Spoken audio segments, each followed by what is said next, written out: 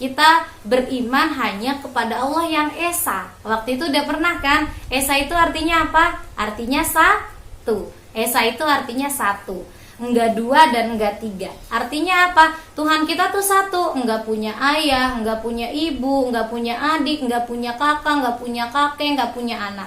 Tuhan kita satu. Kalau Tuhan kita punya bapak, berarti bukan Tuhan kita. Kalau dibilang katanya Allah itu punya ayah, berarti itu bukan Tuhan kita. Kalau dibilang Tuhan kita punya kakek, punya adik, punya kakak, itu berarti bukan Tuhan kita. Karena Tuhan kita hanya satu. Tuhan kita Esa.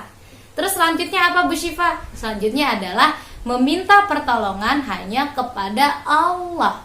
Jadi meminta pertolongan bukan kepada patung, meminta pertolongan bukan kepada batu, bukan kepada matahari, tapi meminta pertolongan hanya kepada Allah. Oke, jadi surat Al-Ikhlas ini ngejelasin tentang apa? Yang pertama, beriman hanya kepada Allah. Beriman kepada Allah yang Esa atau yang satu. Lalu kita meminta pertolongan hanya kepada Allah. Oke anak-anak, sudah mengerti tentang surat Al-Ikhlas? Ya, jangan lupa surat Al-Ikhlasnya terus dibaca. Terus dibaca-baca sampai nanti bisa jadi hafal. Nanti kalau misalnya sudah hafal, jangan dilupain, terus dibaca lagi. Habis ketika sholat atau ketika bermain sambil bareng-bareng sama teman-temannya baca surat Al-Ikhlas. Nah, itu aja pelajaran kita hari ini.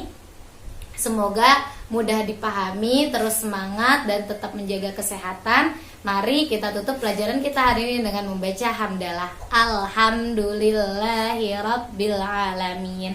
Untuk tugasnya ada di akhir video ya. Akhirul kalam. Assalamualaikum warahmatullahi wabarakatuh.